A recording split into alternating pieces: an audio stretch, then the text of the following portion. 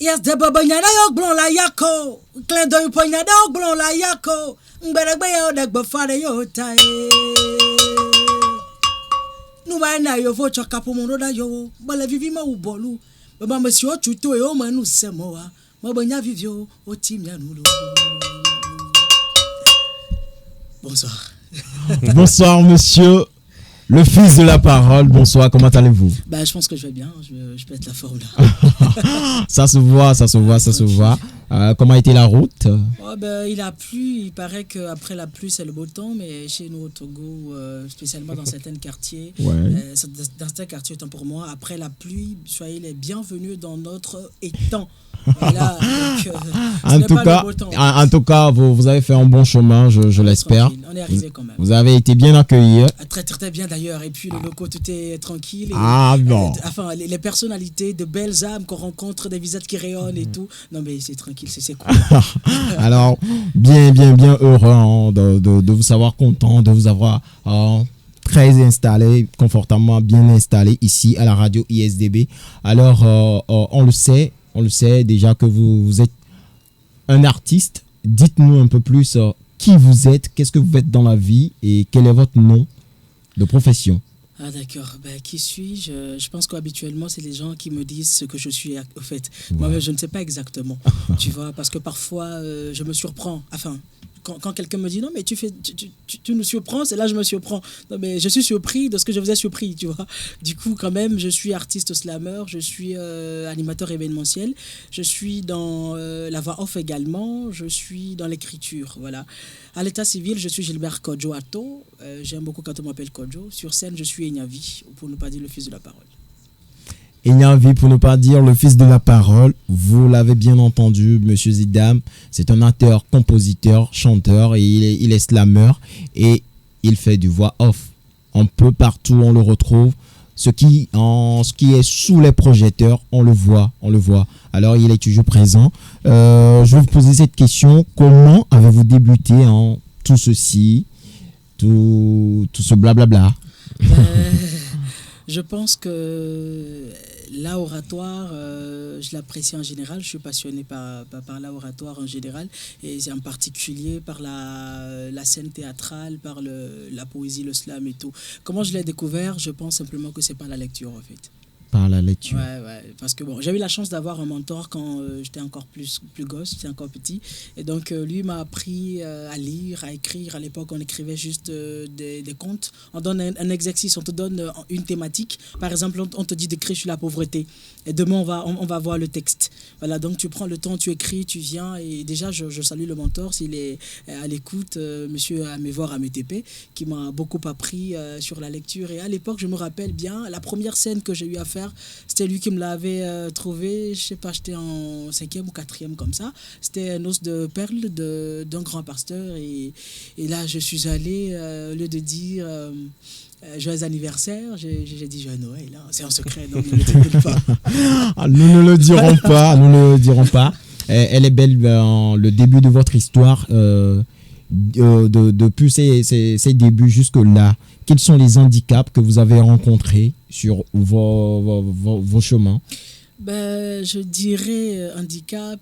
En tout cas, je ne considère pas trop les handicaps parce que pour moi, ça n'existe pas. Bien que ça existe, tu vas le voir comme ça, mais quand tu considères que ça n'existe pas, tu peux franchir. Du coup, je peux dire comme handicap, c'est que voilà quoi, depuis qu'on a commencé en seconde comme ça par exemple, j'étais dans une troupe théâtrale aussi à Azizor, je salue les acteurs et autres de Azizor, dont monsieur Ben ici présent, et je me rappelle à l'époque, tu vas marcher il faut se sacrifier pour cette passion là que tu as, donc quand vous êtes appelé pour un entraînement quelque part, là tu n'as pas d'argent, tu as de l'argent, tu marches, tu fais de ton mieux pour t'y rendre, vous allez travailler, bosser, il se fait tard ou pas, tu vas rentrer, et c'est tout ça qui constitue en quelque sorte les obstacles, les handicaps qu'on peut rencontrer. Parfois, il y a les parents aussi qui ne vont pas tout de suite comprendre, qui vont penser que comment est-ce que toi on t'a mis à l'école, tu veux finir avec du théâtre, de la poésie, ça veut dire quoi? On veut que tu deviennes voilà. Mais quand tu commences et que la dernière fois j'avais eu un spectacle au niveau de l'hôtel de Février à la salle Fazao, et là j'avais invité ma maman, il y avait une invitation spéciale pour elle, elle était là, elle était vraiment contente, hein. À chaque fois elle en parle. parle, en fait, tu vois. Elle dit, quand elle était là, elle me voit sur scène, me parler le français imité comme ça. Ben, non, mais le Gilbert. Du coup, je pense que c'est juste la passion qui peut nous aider à surmonter. Toutefois, il y aura des obstacles. Voilà. Alors, vous avez déjà je sais pas, vous avez déjà eu la chance de tourner dans des films togolais? Dans un film togolais, non. Dans un film en particulier, je dirais non. J'ai plus fait dans le théâtre. J'ai plus fait dans le théâtre. Je pourrais peut-être citer quelques œuvres théâtrales dont j'ai participé à la mise en scène, comme... pourquoi j'oublie? Bref, je n'allais pas citer, il n'y a pas de souci. J'ai plus fait le théâtre, voilà. D'accord. La manière dont vous parlez, c'est comme si le slam faisait partie de votre moi. C'est-à-dire, vous le vivez, vous le respirez, vous le chantez, vous le mangez, etc. Non, mais Donc, ouais. la question est la suivante. Le slam peut-il changer la vie? Et maintenant, quel espoir placez-vous en lui? Attends, le slam peut-il changer la vie? Oui. Ensuite, quel espoir que je Voilà. place en mon art, en fait, en ce slam que je pratique?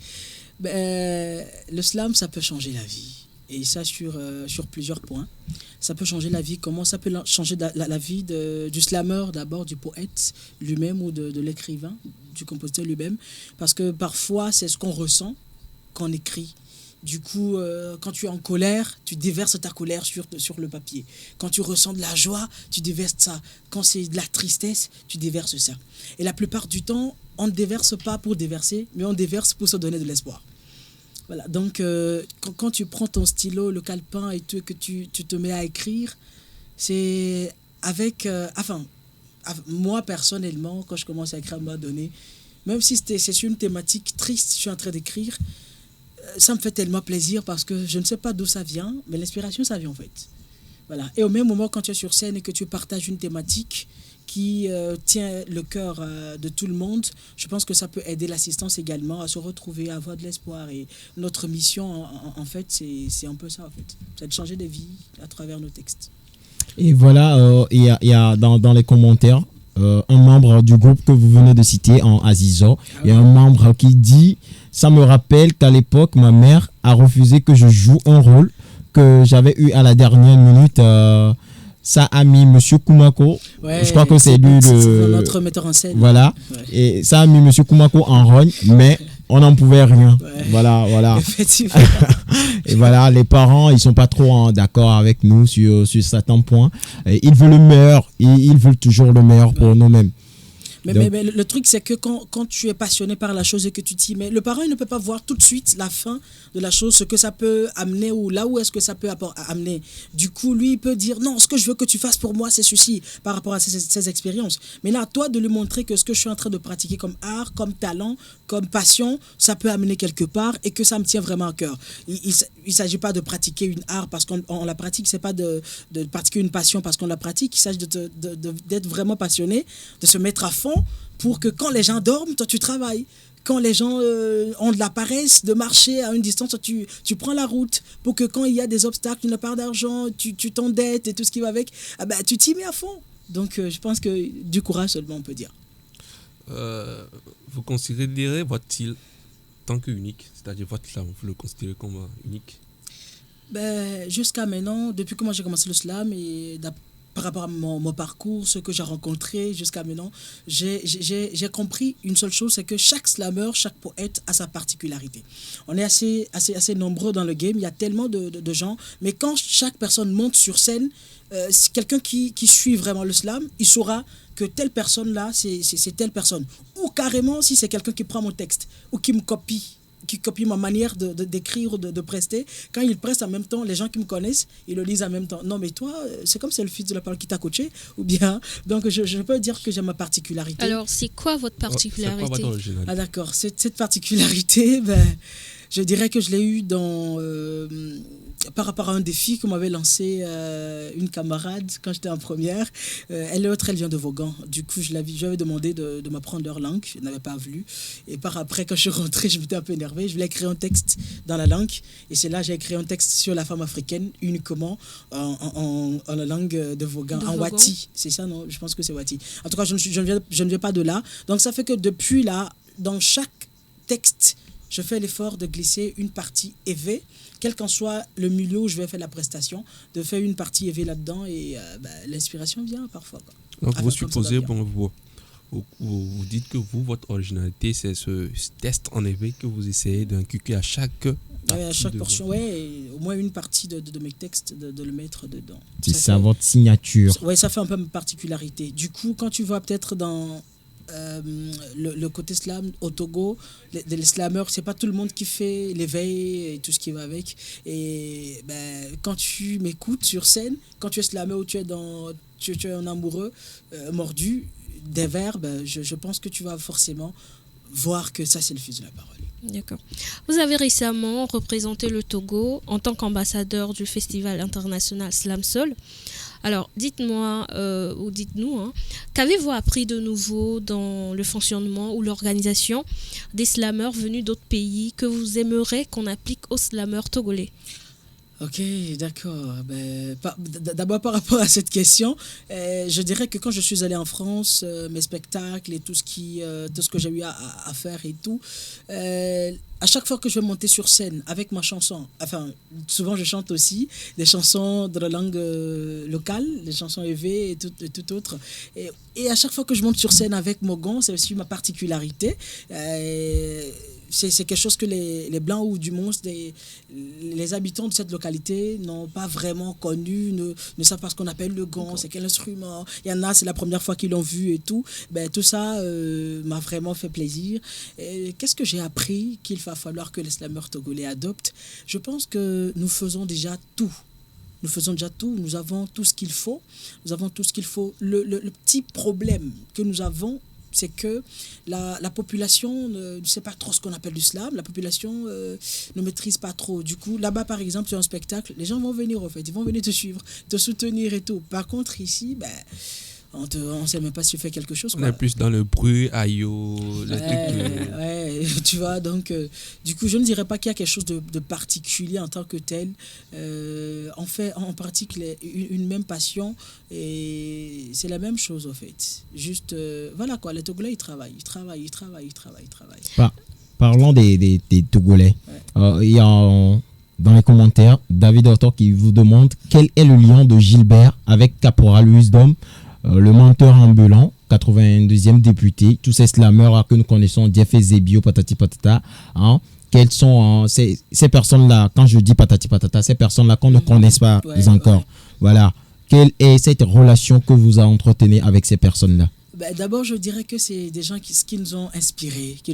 Quand on était petits, on n'avait jamais imaginé les connaître un jour, on n'avait jamais imaginé les côtoyer un jour et tout ce qui va avec. Mais quand on les regardait, c'est inspirant et c'est à base de ça, nous avons pris le courage d'entamer cette marche aussi quant à ce qui concerne cette passion que nous avons pour le slam. Du coup, par exemple, Caporal Wisdom, en 2020, j'ai participé à sa compétition slam patriotique. Où j'étais le troisième des lauréats. Nous étions trois et il faisait trois lauréats en fait. Et voilà, je précise que pour aller en France, pour représenter le Togo, je n'étais pas seul. On était trois, mais on était deux à aller. Et le premier à l'époque, c'était avec lui, j'étais allé, le Roi Bocon. C'est aussi un slammer togolais. Actuellement, lui, il est en Autriche, en train de faire quelques spectacles là-bas avant de revenir.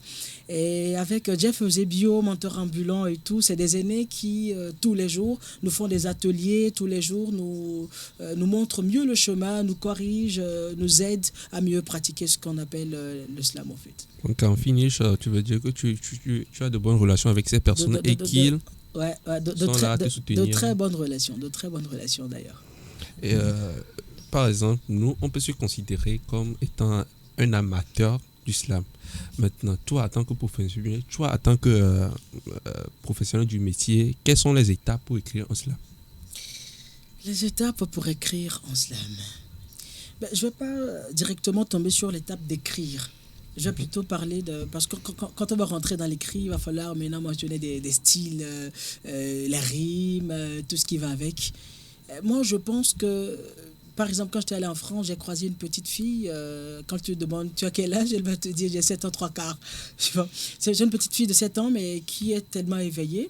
Et non seulement ça, qui lit beaucoup, qui prend le temps d'apprendre.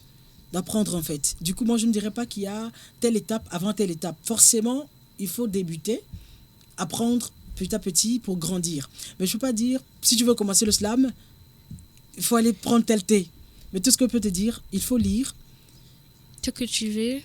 te cultiver, voilà. Maintenant, tu veux écrire par rapport à quoi? Savoir aussi le ce sur quoi tu vas écrire. Ensuite, connaître bien la thématique, voilà, la thématique que tu veux développer. Et qu'est-ce que tu veux véhiculer exactement comme message? Avant, maintenant, de trouver dans quel genre de style. Puisque pour transmettre un message, je peux le faire par le théâtre, par le conte et tout ce qui va avec. Maintenant, pourquoi est-ce que tu as choisi particulièrement le slam? Là, il va falloir aller chercher c'est quoi la poésie d'abord, avant de revenir pour écrire ton texte. Parlons de la poésie, de tout ce qui va avec pour comment écrire le slam. Il y a un internaute, Glory, qui demande d'improviser l'hospitalité, d'improviser quelque chose. Mais le thème, c'est l'hospitalité de la radio ISDB. En attendant que vous cogitez sur la question, je vais profiter pour les commentaires. Et Elisabeth qui dit coucou, bonsoir. Authentique qui dit comment allez-vous? Bonsoir Eric. Et Bonsoir Authentique. voilà, et il dit JB, c'est un petit frère. Et Madouda qui dit beaucoup de courage. Beaucoup de courage. Et il y a des commentaires. Aimé qui dit très cool. Et Tatiana qui dit courage à toi, tonton Naslameur. Et plein de personnes qui mettent des cœurs. Continuez de partager le direct. Vous êtes amoureux de la poésie, du slam. Mettez les cœurs. On vous apprend, on va vous donner le secret. Voilà le secret qu'on est en train de partager ici. Connectez-vous, vous allez voir ça, chap. Alors maintenant, monsieur le fils de la parole, l'hospitalité de la radio ISDB. C'est ça le thème. L'internaute nous demande d'improviser quelque chose. À vous.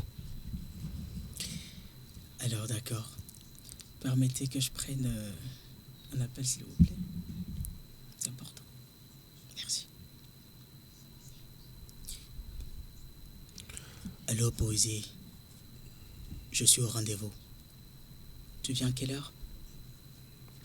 Ah d'accord, y a pas de souci, prends tout ton temps. En attendant, je m'inspire.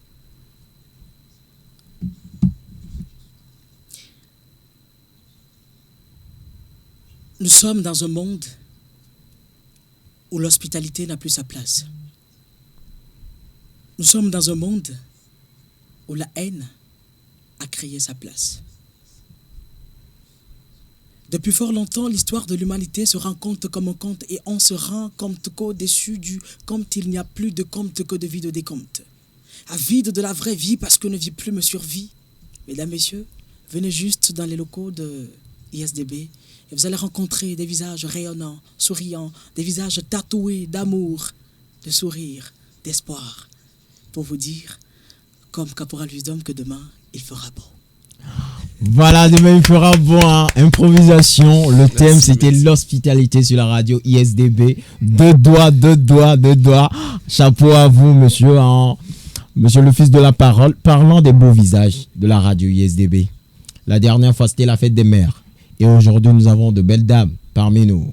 Vous êtes d'accord avec moi? Je suis très d'accord avec ça. Alors, juste 3 mots, juste 4 mots, hein, quelques vers. À l'endroit de ces femmes-là. De ces femmes-là qui viennent travailler ici à la radio, de ces femmes-là qui sont derrière la caméra, de ces belles âmes-là qui sont là, hein, derrière la caméra, qui sont toujours là pour œuvrer pour la bonne marche de cette radio. Alors peut-être si vous le permettez, c'était hier, je voulais écrire quelque chose, c'est pas grand chose que j'ai écrit, quelques mots seulement, quelques phrases ouvertes que j'ai essayé de laisser là, à l'honneur de la femme en général. Ensuite, si vous le permettez, je vais glisser le petit texte dont je parlais, que j'ai écrit à la femme africaine en particulier, en éveil, voilà, pour souhaiter non seulement à toutes les femmes qui sont ici dans les locaux de la ISDB, radio ISDB. mais également à toutes les femmes africaines en particulier qui sont partout et qui font de leur mieux, en fait. Voilà. À toutes celles qui sont mères et pères à la fois, à toutes celles qui se démèrent pour qu'on ne perde pas la voix, à toutes ces adjudants qui ont eu AVC dans notre histoire, à toutes celles qui nous ont envoyés apprendre A, B, C pour un jour changer notre histoire. À toutes celles qui, dans les ruelles, à Kodesewawa Sigame, se sèchent au soleil et se mouillent à la pluie. À toutes celles qui, au fond de la nuit, qui au profond de la nuit, prient et veillent. À toutes celles qui ne cessent de peau d'Egbe. Pour nous, de leur entraille ou pas, que vos efforts aboutissent à la lumière, au bon résultat, que vos semences portent de fruits, que vos enfants aussi Bévou soient-ils, aussi Amemabuto soient-ils aussi, Numaseto soient-ils, reviennent au jour sur le bon chemin, afin que vos ténèbres aboutissent à la lumière, afin que de vos marchandises, de charbon, de bois, se blanchissent, afin qu'un jour, le fils du revendeur du charbon aussi porte un habit blanc. Waouh. Chaud, chaud, chaud, chaud, chaud, chaud, chaud. Très chaud, touchant, chaud, chaud, merci. Merci à vous, Justine. Alors, dans notre émission, nous avons une rubrique qui parle de l'amour. Alors, j'aimerais vous poser la question de savoir, est-ce que vous êtes en couple? Ah non mais putain. D'abord, je dirais que je n'ai pas l'habitude, en tout cas la plupart du temps que je me suis dit d'écrire sur l'amour, ça n'a vraiment pas cocté. Je n'ai vraiment pas pu écrire en tant que tel un texte sur l'amour, que ça soit... C'est la dernière fois que j'ai commencé par écrire un texte sur le goumen, ce que je ne vais pas faire ici d'ailleurs, parce que c'est pas encore fini. C'est pas encore terminé. Mais est-ce que je suis en couple? Je ne pourrais pas répondre à cette question. Je pourrais juste dire, ça fait du bien parfois de se mettre en couple, ça fait pas du bien parfois. Quand on prend par exemple l'exemple que vous avez tout à l'heure partagé avec nous dans l'émission au niveau de Love Story, du coup, si quelqu'un veut bien se mettre en couple, bien... bon vent en lui, si quelqu'un ne veut pas, c'est aussi son choix. Bon, justement, je voulais poser la question concernant l'histoire que j'ai lue aujourd'hui en fait. Alors, s'il arrivait que votre partenaire n'avait pas confiance en vous, que feriez-vous? Non, mais le problème, c'est qu'est-ce qui va pousser mon partenaire ou ma partenaire à ne pas avoir confiance en moi? C'est la grande question en fait. Si un jour, peut-être ma partenaire n'a pas confiance en moi, ça veut dire qu'elle n'a pas compris quelque chose avant qu'on le débute notre relation, qu'elle n'a pas compris quelque chose par rapport à chaque instant que nous vivons, à chaque fois que nous avons l'instant de discuter et de parler. Pour ne pas dire que quand je me mets en couple avec quelqu'un aujourd'hui, je me permettrai quand même de lui dire, même si je ne vais pas lui dire tout ouvertement comme ça pour le blesser, de le mettre en garde au fait. Tu vois, je suis ce genre de personne, est-ce que tu peux supporter? Je ne suis pas facile à gérer, hein. Je suis un petit béfou, là. Je suis un garçon choco 5 étoiles, comme Mesco. Du coup, si tu acceptes, là, ça veut dire qu'à chaque fois que tu veux m'accompagner quelque part et que les filles vont me faire des yeux doux, tu as intérêt à supporter, quoi. C'est comme... Et si un jour tu te lèves et puis tu me dis que tu n'as plus confiance en moi, mais je t'ai dit ça au départ, là. Tu as fait l'effort de me changer, que je ne change pas. Là, je peux dire, tu fais ton mieux, mais c'est moi qui m'entête, tu ne veux pas changer. Mais bon, là, c'est de ma faute. Mais du moment où je t'ai déjà dit ça au départ, tu ne veux pas me dire que je suis mal. Voilà quoi. À moins que je ne te dise rien. Ok. Tout à l'heure, tu viens de te décrire comme un mec 5 étoiles. Non, mais je ne me suis pas décrit comme un mec 5 étoiles, en fait. J'ai dit, si jamais j'étais un mec 5 étoiles. Ok. Maintenant, si tu veux te décrire en, par exemple, 3 mots, que dirais-tu? D'abord, je suis né en juin. Et il paraît que... demain, Jean le 7, demain c'est mon anniversaire. Wow. Et il paraît que les natifs de Juan sont sympas, ça c'est un. Ils aiment le leadership. Sympa, leadership. C'est deux. Qu'est-ce que je peux dire encore sur moi? J'aime l'oratoire. Voilà. Ok. Sympa, leadership et il aime l'art oratoire. Mesdames et messieurs, vous avez savouré ce moment avec nous, je le sais très bien, parce que les commentaires, on ne tarit pas des lots sur vous nous montrez votre amour à travers vos commentaires, à travers vos dires sur la page officielle Radio ISDB. Mesdames et messieurs, et Vivi, le possible. Donc, nous nous tirons déjà vers la fin de cette belle aventure. Justine, quelques mots de fin. Ben, aujourd'hui, je n'ai rien de particulier à dire, hein. Juste que moi, tu sais que je suis une grande fan de l'amour. Donc, tout ce que j'ai à dire à nos auditeurs, auditrices, de toujours cultiver l'amour. Et comme je viens de parler, hein, dans la rubrique Love Story, de la confiance dans un couple, ou encore de la confiance en soi, de la confiance en général, en fait. Moi, je parle de ça parce qu'aujourd'hui, nous remarquons beaucoup de gens qui manquent de confiance en soi, qui manquent de confiance envers leurs prochains, ceux qui les entourent. Et ça, c'est vraiment très toxique pour eux-mêmes et pour leur entourage. Donc, il faudrait travailler sur eux, pouvoir s'ouvrir, pouvoir aller voir même des psychologues si vous traînez des traumas pour qu'on puisse vous aider. Donc, voilà, cultivons l'amour, tout simplement. Du coup, madame, vous tombez amoureuse à tour de champ, en fait. Non, pas que je tombe amoureuse. Tel que vous aimez l'amour, c'est pourquoi. Jusque quand je suis amoureuse, voilà quoi. Okay. C'est pour de vrai. Voilà. Ah, d'accord. Elle fait pas semblant. Ah, d'accord. Non. Elle fait pas semblant. Eric, tu es d'accord? Est-ce que tu es d'accord ou pas? Mais pourquoi tu poses la question, Eric? Comment Eric viendra confirmer ça? Non, pourquoi? Nous, on est une famille. On se Ok, connaît ici. d'accord. On se soutient d'ailleurs. Voilà. C'est que tu es ma partenaire de crime. Donc, Afin de crime là, pardon Eric. Eric, les mots de fin, quelques mots de fin pour nos chers auditeurs qui nous suivent. Alors, je tiens sincèrement à vous remercier, hein, toujours pour la confiance que vous nous donnez en nous choisissant chaque premier mardi et dernier mardi du mois. Merci pour vos efforts, merci pour vos partages, vos likes, vos commentaires. Coucou spécial à Authentique qui nous suit depuis les commentaires, qui me dit à chaque fois Eric c'est vous. Si tu as un plan, tu me le dis en même temps. Dès que je quitte la radio, je vais pas te voir en même temps. Coucou spécial aussi au staff, genre aux membres techniques qui renouvelent sans cesse des efforts pour la bonne émission, pour le bon entraînement entre nous ici. Et surtout, on se voit le dimanche 11 juin au Palais des Congrès pour le concert de mon frère Seth Lo. Ça va barder, on se voit là-bas. Voilà, non, c'est mon frère à moi, donc voilà. Alors, le fils de la parole... Merci, tout d'abord, merci pour votre présence ici parmi nous. Quels sont vos mots de fin? Manya ba gboino dona mo yemi dono tami matenyo. Manya ba dwina mo choa mo yemi cho tami matenyo anyo koda. Dak fo ma le fukun vo fo kok fu mo ya tek peden chi wa de po kok fu chio.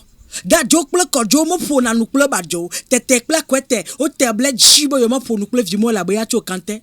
Eh bien, si le noir ne peut se peindre sur le noir, et si le blanc ne peut se peindre sur le blanc, alors qu'ils se différencient, se complètent et s'entraident.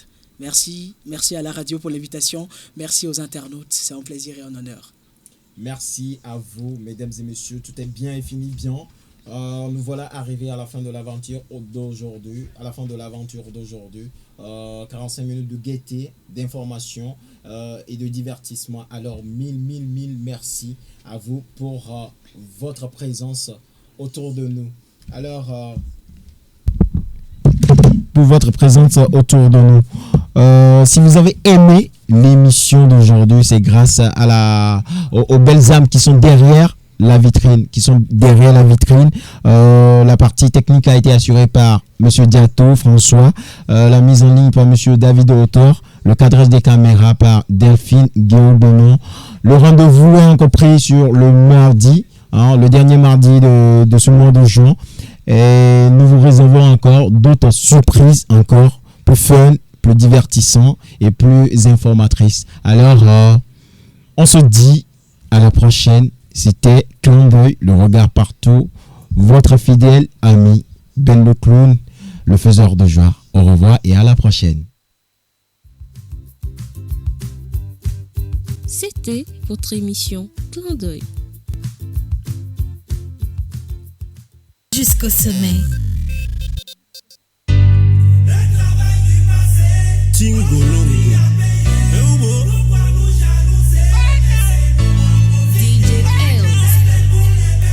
What